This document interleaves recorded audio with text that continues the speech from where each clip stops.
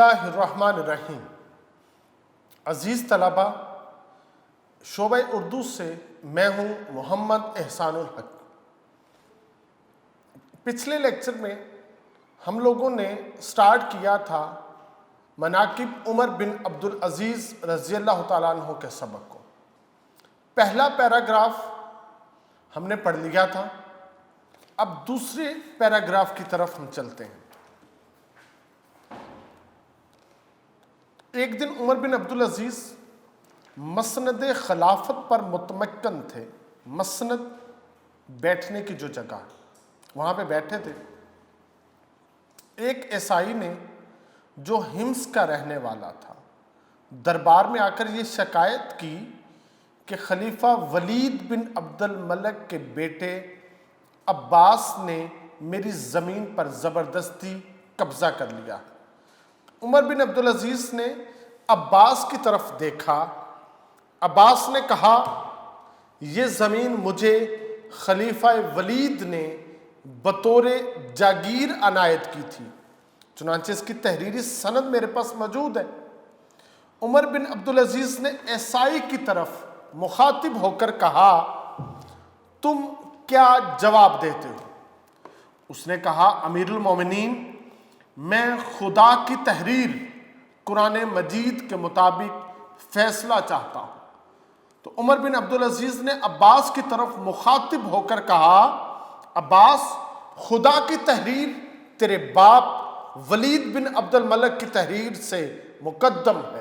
یہ کہہ کر وہ زمین اسی وقت عباس کے قبضے سے نکال کر عیسائی کو دلا دی۔ یہ جو واقعہ ہے یہ آپ کے عدل پر، آپ کے انصاف کے اوپر منحصر ہے۔ عزیز طلبہ، یہ کوئی آسان بات نہیں تھی۔ ایک شہزادہ، ایک خلیفہ کا بیٹا ایک جاگیر پر قابض ہے اور اس کے پاس تحریری سند موجود ہے، وہ اس سے لے کر ایک عیسائی کو، غیر مسلم کو وہ دے دینا، یہ بہت بڑی بات تھی۔ اپنے خاندان سے بغاوت کرنا تھی۔ اپنے جتنے بھی خاندان بنو امیہ کے حاکم گزرے تھے ان سب کی فیصلوں کو مٹانا تھا۔ تو یہ کوئی آسان چیز نہیں تھی، مگر آپ نے اپنے خاندان میں اپنی مخالفت کو سہ لیا، مگر خدا کے احکامات کی نافرمانی کی طرف سوچنا، ایک قدم بڑھانا بھی گوارا نہ کیا، جس کی وجہ سے حضرت عمر بن عبدالعزیز کو عمر ثانی کہا جاتا ہے کہ آپ نے عدل کر کے دکھایا۔ عدل کی راہ میں آنے والی تمام رکاوٹوں کو آپ نے برداشت کر کے دکھایا۔ اگلا پیراگراف تیسرا، ان کا ایک اور کارنامہ جو نہایت قابل قدر ہے، سلاطین بنی امیہ کی ناجائز کارروائیوں کو مٹانا تھا۔ سلاطین بنو امیہ نے ملک کا بڑا حصہ جو زمینداری کی حیثیت سے رایا کے قبضے میں تھا، اپنے خاندان کے ممبروں کو جاگیر میں دے دیا تھا۔ جس طرح سلاطین تیموریہ کے زمانے میں بڑے بڑے صوبے شہزادوں کی جاگیر میں دے دیے جاتے تھے، عمر بن عبدالعزیز تخت خلافت پر بیٹھے تو سب سے پہلے ان کو اس بات کا خیال ہوا، لیکن ایسا کرنا تمام خاندان خلافت کو دشمن بنا لینا تھا، تاہم انہوں نے اس کی کچھ پرواہ نہیں کی تھی۔ اول جب انہوں نے یہ ارادہ کیا تو تمام خاندان نے عمر کو، جو حضرت عمر بن عبدالعزیز کی پھوپھی تھیں، سفیر مقرر کر کے بھیجا۔ انہوں نے حضرت عمر بن عبدالعزیز کے پاس جا کر کہا کہ تمام خاندان برہم ہیں اور مجھ کو ڈر ہے کہ عام بغاوت نہ ہو جائیں، لوگ ہنگامہ نہ کر دیں۔ عمر بن عبدالعزیز نے کہا، میں قیامت کے سوا اور کسی دن سے نہیں ڈرتا۔ وہ مایوس ہو کر چلی آئیں۔ یہ تھا کہ ایک حاکم کو عدل کرنا چاہیے، انصاف کرنا چاہیے، تمام محلاتی سازشوں اور پروپیگنڈوں کی پرواہ نہیں کرنا چاہیے۔ ہر فیصلے میں صرف یہ یاد رکھنا چاہیے میں نے خدا کی روبرو پیش ہونا ہے اور وہاں پہ میں کیا جواب دوں گا۔ آپ قیامت کے دن صرف خدا کی بارگاہ میں سرخرو ہونا چاہتے تھے، جس کی وجہ سے آپ نے عدل کیا۔ عزیز طلبہ، یہاں پہ تشریحات کے لیے میں آپ کو کچھ اور چیزیں بھی بتا دوں۔ حضرت عمر بن عبدالعزیز رضی اللہ تعالیٰ عنہ جب خلافت پر متمکن ہوئے تو سب سے پہلے اپنے گھر گئے، اپنے گھر کی تمام چیزیں بیچ کر بیت المال میں جمع کروا دی، اپنے تمام سواری کے جانور بیت المال میں جمع کروائے، صرف ایک خچر، عام سا خچر وہ رکھا تھا اپنی سواری کے لیے۔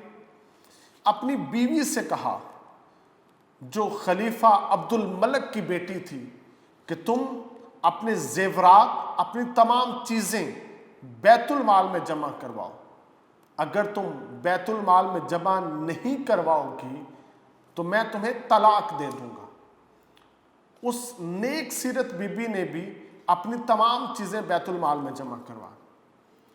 اب عمر بن عبدالعزیز وہ جو شاہانہ شہزادوں کا آپ کا ٹھاٹ باٹ تھا وہ سب ختم ہو گیا، یہاں تک کہ ایک سوداگر، کپڑے بیچنے والا وہاں پہ آتا ہے، آپ اس سے کپڑا دیکھتے ہیں، سب سے سستا جو کپڑا تھا وہ 3 درہم میں موٹا وہ آپ نے خریدا، اور خرید کر کہا کہ کاش اس سے سستا، اس سے موٹا کپڑا بھی ہوتا تو عمر بن عبدالعزیز وہ پہنتا۔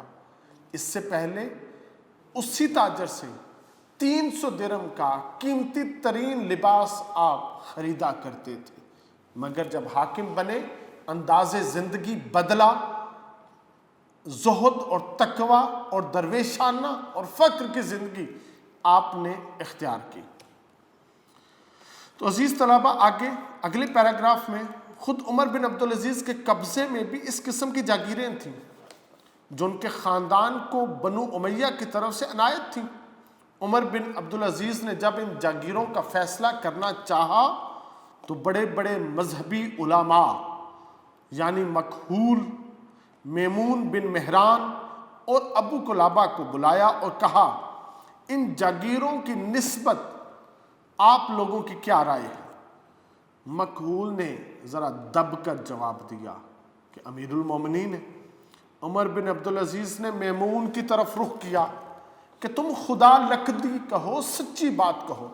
انہوں نے کہا کہ اپنے صاحبزادے عبد الملک کو بلا لیجئے۔ جواب نہیں دیا، بال آپ کے بیٹے کی کوٹ میں پھینک دیں۔ وہ آئے تو عمر بن عبدالعزیز نے کہا کیوں عبد الملک، اس معاملے میں تمہاری کیا رائے ہے؟ انہوں نے کہا سب واپس کر دینی چاہیے ورنہ آپ کا شمار بھی انہی ظالموں اور غاصبوں میں ہوگا۔ عمر بن عبدالعزیز کا بیٹا بھی آپ جیسا تھا کیونکہ اس کی تربیت آپ نے کی تھی۔ عمر بن عبدالعزیز نے اپنے غلام سے جس کا نام مزاحم تھا اور آپ ان کو بہت مانتے تھے، ان مزاحم کو بلایا اور کہا لوگوں نے جو زمینیں ہم کو دیں نہ وہ اس کے دینے کے مجاز تھے نہ ہم ان کو لینے کا حق رکھتے تھے، اس معاملے میں تمہاری کیا رائے ہے؟ مزاحم نے کہا امیر المومنین آپ کو یہ بھی معلوم ہے کہ آپ کے بال بچے کتنے ہیں، ان کا گزر کیوں کر ہوگا؟ عمر بن عبدالعزیز کی آنکھوں میں آنسو نکل آئے آپ کو اور کہا ان کا مالک خدا ہے، یہ کہہ کر آپ اپنے گھر میں چلے گئے۔ عزیز طلبہ، یہاں پہ یہ پتہ چلتا ہے کہ عمر بن عبدالعزیز نے مشورے کی بنیاد رکھی۔ آپ ہر فیصلے میں، ہر بات میں آپ لوگوں سے مشورہ کرتے، مشورہ یہاں تک کہ اپنے غلام سے کرتے۔ یہ نہ دیکھتے کہ میں مشورہ جس سے کر رہا ہوں وہ غلام ہے، بلکہ اس سے بھی مشورہ لیتے۔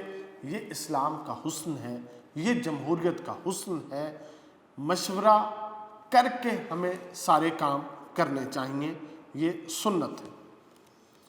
تو مزاحم وہاں سے اٹھے اور عبد الملک جو عمر بن عبدالعزیز کا بیٹے ہیں ان کے پاس گئے اور کہا بڑا غضب ہوا چاہتا ہے.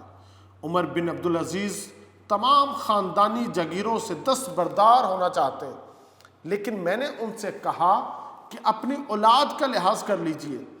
عبد الملک نے کہا، بیٹے نے کہا، استغفر اللہ، تم نے بہت بری رائے دی. یہ کہہ کر عبد الملک عمر بن عبدالعزیز کے پاس گئے. وہ اس وقت خواب راحت میں تھے، سو رہے تھے. پہرے والے نے کہا تم لوگ امیر المومنین پر رحم نہیں کرتے، دن بھر میں ایک لحظہ تو ان کو آرام کرنے دو. عبد الملک نے کہا تو جا کر ان سے کہہ تو صحیح. عبد الملک نے ریکویسٹ کی پہرے دار سے. اب پہرے دار اپنے خلیفہ سے یہ محبت رکھتا ہے. عمر بن عبدالعزیز کے کانوں میں آواز پڑی تھی.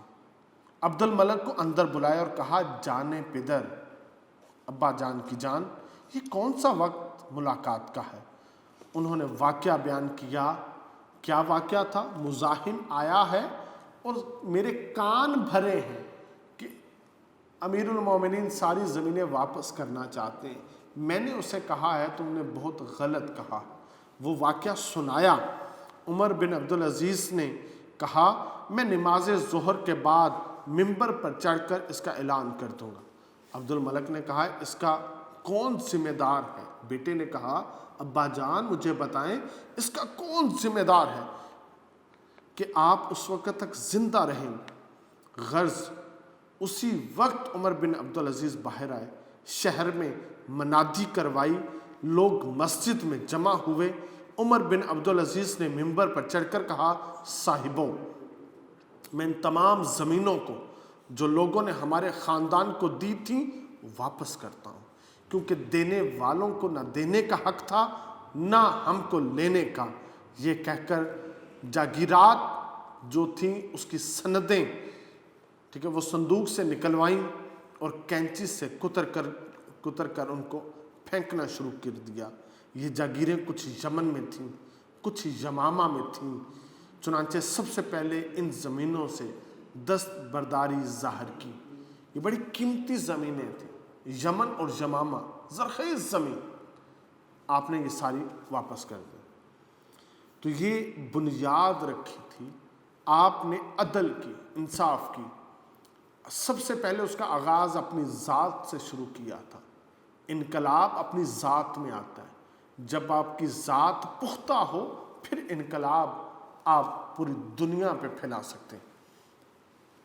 عمر بن عبدالعزیز کو تمام خاندان میں ابن سلیمان سے بہت محبت تھی. سلیمان بن عبد الملک جو آپ سے پہلے جو 7واں خلیفہ تھا اس کا بیٹا سلیمان بن عبد الملک، اس سے بڑی محبت تھی جیسے اپنے بیٹے سے محبت تھی. وہ اپنی جاگیر کی سند لے کر آئے کہ میری زمین آپ کیوں چھینتے ہیں؟ فرمایا کہ پہلے یہ زمین کس کے قبضے میں تھی؟ سلیمان بولے کہ حجاج کے. فرمایا تو حجاج کی اولاد کا حق ہے، تم کون ہوتے ہو؟ ابن سلیمان نے کہا اصل میں یہ زمین عام مسلمانوں کی تھی. عمر بن عبدالعزیز نے کہا تو عام مسلمانوں کو ملنی چاہیے. ابن سلیمان رونے لگے. مزاحم نے کہا امیر المومنین آپ ابن سلیمان کے ساتھ یہ برتاؤ کرتے ہیں؟ فرمایا ہاں، میں ابن سلیمان کو اپنے بیٹے کے برابر چاہتا ہوں، لیکن میں خود اپنے نفس کے ساتھ یہی برتاؤ کرتا ہوں. بنو امیہ کے دفتر اعمال میں سب سے زیادہ قوم کو برباد کرنے والا یہ واقعہ کہ انہوں نے آزادی اور حق گوئی کا استحصال کر دیا، خاتمہ کر دیا. آپ حاکم وقت کے خلاف بول نہیں سکتے، اس کے فیصلوں پہ آپ تجزیہ، تبصرہ، رائے نہیں دے سکتے. عبد الملک نے تخت پر بیٹھ کر حکم دیا تھا کہ کوئی شخص میری کسی بات پر روک ٹوک نہ کرنے پائے، اور جو شخص ایسا کرے گا سزا پائے گا. اگرچہ اس پر بھی کچھ آزادی پسند عرب کی زبانیں بند نہ ہوئیں، تاہم بہت کچھ فرق آ گیا تھا۔ عمر بن عبدالعزیز نے اس بدعت کو بالکل مٹا دیا۔ دو نہایت دیندار راست باز شخص اس کام پر مقرر کیے کہ عدالت کے وقت آپ کے پاس موجود رہیں گے اور آپ سے جو غلطی سرزد ہوگی فوراً آپ کو ٹوک دیں گے۔ ان کے اس طرز عمل سے لوگوں کو عام طور پر جرت ہو گئی تھی اور لوگ نہایت بے باکی سے ان کے اقوال، ان کے افعال، ان کے فیصلوں پر نکتہ چینی کرتے تھے۔ یہ جمہوریت کا حسن ہے، آپ لوگوں کی زبان کو کھول دیں تاکہ وہ ہر قسم کی اپنی رائے دے سکیں۔ محدث ابن جوزی نے بسند یہ واقعہ نقل کیا کہ مسلمہ بن عبد الملک جو خاندان بنو امیہ کا دست و بازو تھا، ایک گرجے کے متولیوں کے مقابلے میں دعویٰ دائر ہو گیا۔ فریق مقدمہ عیسائی تھے، اجلاس میں حسب قاعدہ کھڑے تھے، لیکن مسلمہ کو چونکہ خاندانی زوم تھا، بڑائی تھی نا خاندان، اس لیے مسلمہ بیٹھ کے بات کرتے تھے، عیسائی وہاں پہ کھڑے ہو کے بات کرتے ہیں۔ تو عمر بن عبدالعزیز نے کہا تمہارا فریق مقدمہ کھڑا ہے، اس لیے تم بیٹھ نہیں سکتے، تم بھی ان کے برابر کھڑے ہو جاؤ یا کسی کو اپنا وکیل مقرر کرو جو تمہاری طرف سے مقدمے کی پیروی کرے۔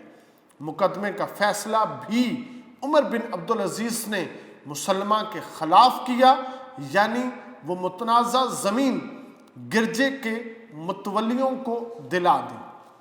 تو عزیز طلبہ، عمر بن عبدالعزیز رضی اللہ تعالیٰ عنہ اس طرح سے اپنے فیصلے کرتے، عدل کرتے، چاہے وہ فیصلہ کرتے وقت ان کا خاندان کا کوئی فرد ہوتا، کوئی شہزادہ ہوتا، کوئی اور بھی ہوتا، کیونکہ نبی پاک علیہ الصلوۃ والسلام کی بارگاہ میں ایک فیصلہ آیا تھا۔ مسجد نبوی کے صحن میں آپ جلوہ فرما تھے، وہ فاطمہ نامی عورت کی چوری کا مقدمہ چلا، آپ نے دونوں فریقین کی بات سنی اور فاطمہ کے ہاتھ کاٹنے کا حکم دیا۔ انہوں نے قبیلے کے سرداروں کو سفارش کے لیے نبی پاک علیہ الصلوۃ والسلام کے پاس بھیجا، تو نبی پاک علیہ الصلوۃ والسلام نے فرمایا اگر اس کی جگہ میری بیٹی فاطمہ بھی ہوتی تو میں اس کے بھی ہاتھ کاٹنے کا حکم دیتا۔ تم سے پہلی امتیں اس لیے تباہ ہوئیں کہ ان کا اپنے لیے فیصلے اور ہوتے تھے، عام لوگوں کے لیے، غیروں کے لیے ان کے فیصلے اور ہوتے تھے۔ میں اپنا فیصلہ، نبی پاک نے فرمایا، نہیں بدلوں گا۔ تو عمر بن عبدالعزیز نے دوبارہ سے اسی سنت کو زندہ کیا، آپ نے حق پہ، عدل پہ، انصاف پہ فیصلہ کیا، چاہے وہ امراء کے، سلاطین کے، شہزادوں کے خلاف ہی کیوں نہ ہوتا تھا۔ عمر بن عبدالعزیز اکثر عیسائیوں اور یہودیوں کے ہاں مہمان ہوتے تھے۔ یہ سنت ہے، نبی پاک علیہ الصلوۃ والسلام بھی عیسائیوں کے مہمان بنے ہیں، یہودیوں کے مہمان بنے ہیں۔ آپ نے اپنا اخلاق دکھایا، کردار دکھایا، پھر وہ یہودی، پھر وہ عیسائی آپ کے ہاتھ پہ بیعت کرتے، دارہ اسلام میں داخل ہوتے، مذہب اسلام مضبوط ہوتا۔ تو بیٹا عمر بن عبدالعزیز بھی عیسائیوں اور یہودیوں کے ہاں مہمان ہوتے تھے، ان کو اپنا اخلاق دکھاتے، ان کو اپنا کردار دکھاتے، پھر کیا ہوتا وہ اپنا مذہب چھوڑتے، اپنے باپ دادا کا مذہب چھوڑتے اور عمر بن عبدالعزیز کے مذہب پہ جو نا وہ داخل ہو جاتے، مذہب اسلام کو قبول کر لیتے، جو مذہب اسلام مضبوط ہوتا۔ تو عمر بن عبدالعزیز عیسائیوں اور یہودیوں کے ہاں جب مہمان ہوتے تو ان کے کھانے کی جو قیمت تھی نا وہ دیا کرتے تھے۔ تو یہ آپ کا اخلاق اور کردار ہونا چاہیے، جب آپ کسی کے ہاں مہمان جاؤ، چاہے وہ کوئی اپنے ہیں چاہے غیر ہیں، تو تحفے تحائف لے کے جاؤ، جب وہاں سے اٹھ کے آؤ تو کچھ نہ کچھ ان کے بچوں کو دے کے آؤ تاکہ تم ان خاندان کے اوپر بوجھ نہ بنو۔ تو آپ کو کیوں بلاتے تھے عیسائی؟ عمر بن عبدالعزیز کو یہودی بار بار کیوں دعوتوں پہ بلاتے تھے؟ اس لیے کہ آپ کسی پہ بوجھ نہیں بنتے تھے، آپ مناسب اس کے دام وہ تحفتاً، وہ محبتاً ان کی ہتھیلی پہ رکھ کے آتے تھے، آپ کسی پہ بوجھ نہیں بنتے تھے۔ تو اپنے کھانے کی قیمت دیا کرتے۔ وفات کے وقت اپنے مقبرے کے لیے جو زمین پسند کی وہ ایک عیسائی کی تھی، اس کو بلایا اور کہا میں تمہاری یہ زمین خریدنا چاہتا ہوں۔ اس نے کہا امیر المومنین قیمت کی ضرورت نہیں، میرے لیے تو یہ امر برکت کا باعث ہوگا کہ آپ میری زمین اپنے مقبرے کے لیے خرید رہے ہیں۔ لیکن عمر بن عبدالعزیز نے اور 30 دینار دے کر وہ زمین خریدی۔ عزیز طلبہ، نبی پاک علیہ الصلوۃ والسلام بھی جب ہجرت کر کے مکہ سے مدینہ طیبہ تشریف لائے اور حضرت ابو ایوب انصاری کو کہا کہ یہ میں فلاں زمین مسجد نبوی کے لیے خریدنا چاہتا ہوں، وہ 2 یتیم عیسائی بھائیوں کی تھی۔ جب انہیں پتہ چلا کہ آپ خریدنا چاہتے ہیں تو انہوں نے تحفتاً دینا چاہی، تو نبی پاک علیہ الصلوۃ والسلام فرماتے ہیں اللہ تمہیں تمہاری اس محبت کا اجر دے، مگر میں تمہارا حق نہیں رکھ سکتا، میں مفت میں یہ زمین نہیں لے سکتا۔ حضرت ابو ایوب انصاری نے اس زمین کی قیمت ادا کی تھی، پھر مسجد نبوی کی بنیادیں رکھی گئی تھیں۔ تو ہمارا یہ سنت ہے، شیوا ہے کہ ہم مفت خور نہیں ہیں، ہم جو چیزیں خریدتے ہیں جو پسند ہوتے اس کی پوری قیمت دیتے ہیں، تحفتاً نہیں لیتے۔ تو عزیز طلبہ یہاں پہ یہ درس یاد رکھنا چاہیے، جو آپ کی جانب محبت سے ہاتھ بڑھائے آپ اس کا ہاتھ چوم کے واپس کر دو، نہ کہ آپ اس کا ہاتھ کاٹ لو۔ محبت دونوں طرف سے ایک جیسی ہونی چاہیے تاکہ یہ رشتہ مضبوط ہو، لوگ آپ کا اخلاق دیکھیں، لوگ آپ کا کردار دیکھیں اور آپ کے مذہب میں جوک در جوک شامل ہوتے جائیں۔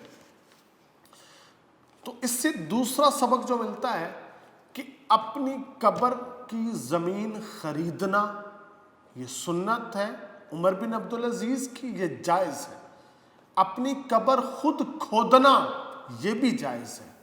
اپنی قبر میں نماز پڑھنا، قرآن پاک کی تلاوت کرنا، اس کو بابرکت بنانا یہ بھی جائز ہے۔ یہ ہمارے اسلام کا حسن ہے، اس سے یہ ہمیشہ سبق ذہن میں رہتا ہے، یہ گھڑیال بجتا رہتا ہے کہ میں نے اس دنیا میں نہیں رہنا، میں نے اس دنیا سے جانا ہے، اس کو چھوڑنا ہے، عالم برزخ کی طرف جانا ہے۔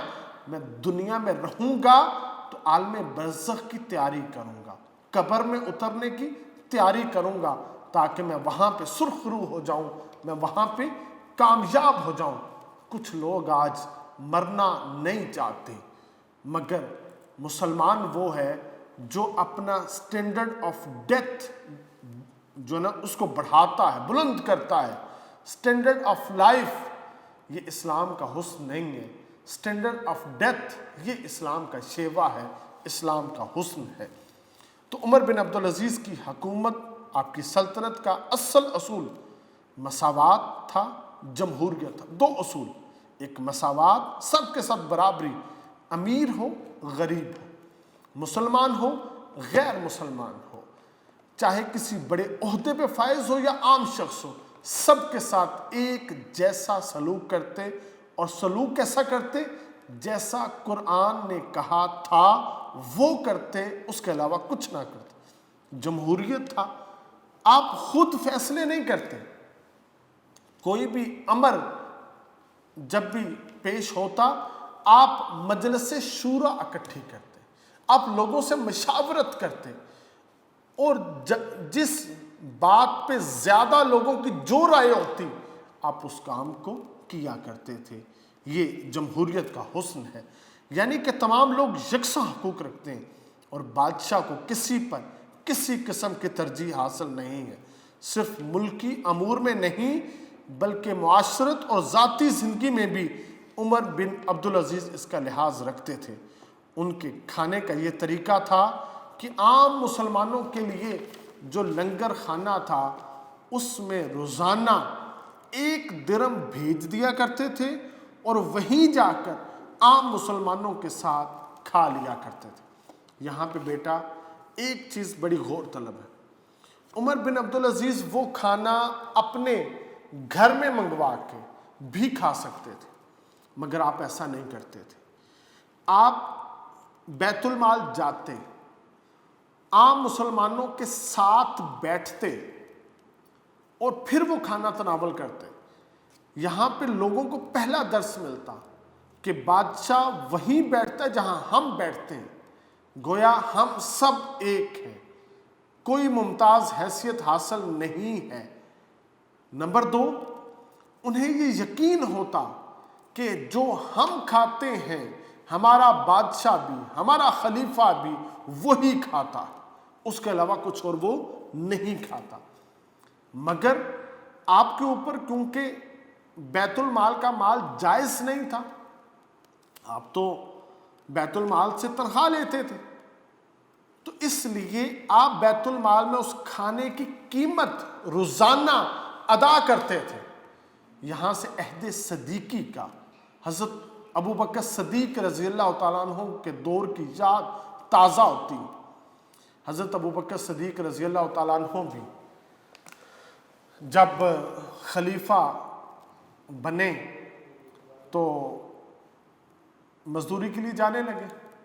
حضرت عمر فاروق نے پوچھا کدھر کو؟ خلیفہ وقت چلے، کہا میرے بچے ہیں، بیوی ہے، تو ان کی نان و نفقہ مجھ پہ فرض ہے، وہ میں نے دینا ہے۔ کہا آپ کا سارا وقت حکومت کا ہے اور بیت المال سے آپ کے سارے اخراجات پورے ہوں، تو بیت المال سے وہ آپ کا کھانا جاتا سب کچھ۔ ایک دن آپ کی بیوی نے گوشت بنایا، حضرت ابوبکر صدیق کو گوشت بڑا مرغوب تھا، پسند تھا، تو آپ نے بیوی سے پوچھا یہ آج گوشت تم نے کیسے پکا لیا؟ کہا بیت المال سے جو روزانہ کا خرچ آتا ہے میں نے اس میں سے تھوڑا بچا کے تھوڑا بچا کے تھوڑا بچا کے آج اتنے اکٹھا کیا کہ میں گوشت خرید کے لائی اور آپ کو پکا کے میں کھلا رہی ہوں۔ آپ نے فوراً وہاں سے اپنے دربار میں گئے اور اپنی اجرت اور کم کر دی۔ یہ تھا آپ کا اسوہ۔ تو عمر بن عبدالعزیز کا بھی یہی اسوہ تھا، یہی طریقہ تھا۔ ایک دفعہ رات کے وقت عمر بن عبدالعزیز مسجد میں گئے، ایک شخص مسجد کے صحن میں لیٹا ہوا تھا، اتفاق سے عمر بن عبدالعزیز کے پاؤں کی ٹھوکر اس کو لگی۔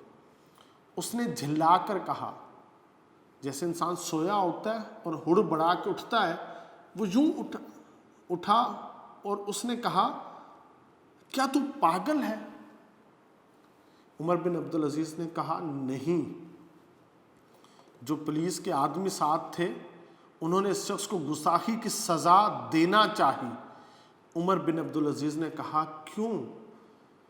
اس کا کیا گناہ ہے؟ اس نے تو صرف استفسار کیا ہے، پوچھا ہے، سوال کیا ہے، کیا تم پاگل ہو؟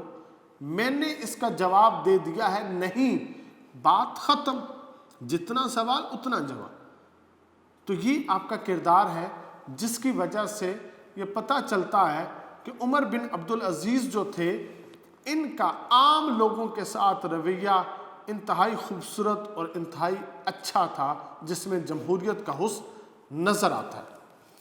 عمر بن عبدالعزیز رضی اللہ تعالیٰ جب وفات پانے لگے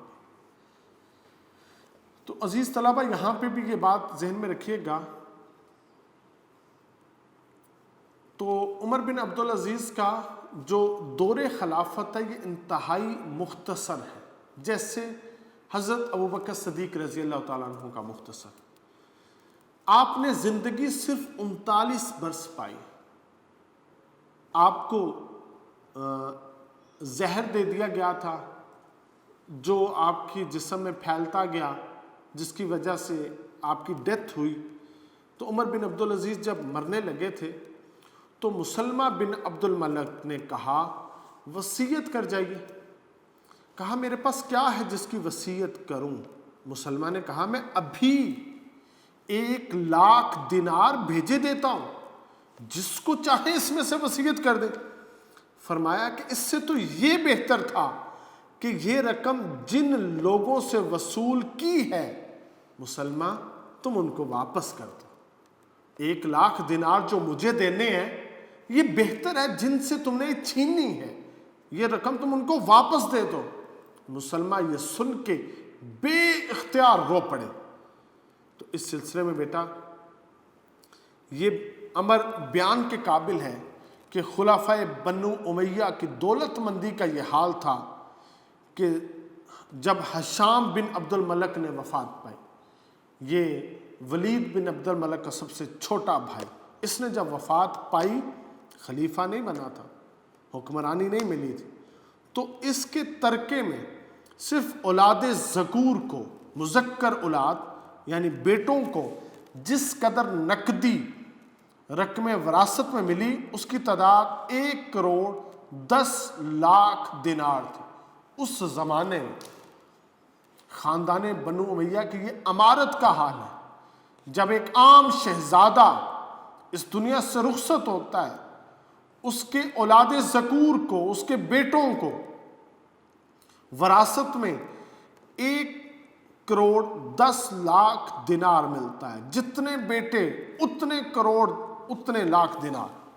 لیکن عمر بن عبدالعزیز آپ نے جب وفات پائی تو کل 17 دینار چھوڑے۔ 17 دینار۔ عمر بن عبدالعزیز خلیفہ وقت ہیں، اپنی خلافت کے عروج پہ آپ کا وصال ہوتا ہے اور آپ اپنے ترکے میں، اپنی وراثت میں 17 دینار چھوڑ دیں، اور ان 17 دینار میں سے بھی 7 دینار آپ کی تجہیز و تکفین پہ خرچ ہو جاتا ہے۔ قبر آپ نے زمین پہلے خرید رکھی تھی مقبرے کے لیے، قبر کے لیے، تو تجہیز و تکفین کے اوپر 7 دینار خرچ ہو، باقی 10 دینار بچتے ہیں۔ وہ جو 10 دینار تھے عمر بن عبدالعزیز کے ورثاء میں تقسیم ہوئے۔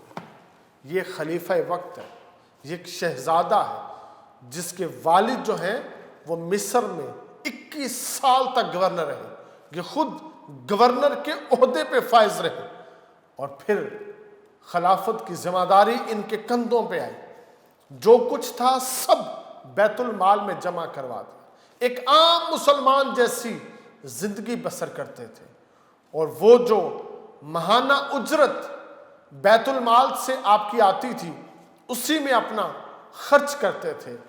آپ نے اپنی بیوی سے کہا تھا جب عہدہ سنبھالا تھا کہ میں تمام غلاموں کو آزاد کرتا ہوں، ہمارے گھر میں کوئی ملازمہ نہیں ہوگی، ہر چیز گھر کی قیمتی اسباب جتنے تھے وہ سب بیت المال میں جمع کرواتا ہوں۔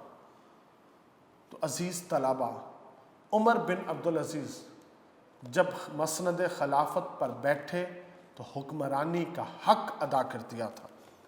تو یہ جو 10 دینار آپ کے بچوں میں تقسیم ہوئے، غرض عمر بن عبدالعزیز کی خلافت اور سلطنت ٹھیک اسی اصول کا نمونہ تھی جو اسلام نے قائم کیا تھا۔ اس کا ماخذ ہے مقالات شبلی جلد 4 سے۔ علامہ شبلی نعمانی نے انتہائی خوبصورتی کے ساتھ عمر بن عبدالعزیز کے حالات، واقعات یہاں پہ درج کیے، جس کا موضوع آپ کا کردار تھا، اخلاق تھا، جس کا موضوع آپ کا جو عدل تھا، آپ کا انصاف تھا، یہ سارے واقعات اسی پہ ہیں۔ آپ نے جو زندگی بسر کی وہ اسلام کا نمونہ ہے، وہ نبی پاک علیہ الصلوۃ والسلام کا اسوہ ہے، کیونکہ نبی پاک نے فرمایا تھا مجھے اپنے فقر پر فخر ہے، اگر میں چاہوں تو مکہ مدینہ کے پہاڑ میرے ساتھ سونے اور چاندی کے بن کر چلیں، مگر مجھے اپنے فقر پر کیا ہے؟ فخر ہے۔ آپ نے اسی کے اوپر زندگی بسر کی۔ حضرت عمر فاروق نے دوبارہ سے اسی کی یاد تازہ کروا دی۔ اللہ رب العزت آپ کے مقبرے کو، آپ کی قبر پہ کروڑہا رحمتوں کا نزول فرمائے اور ہمیں آپ کے اسوے پہ چلنے کی توفیق عطا فرمائے۔ والسلام۔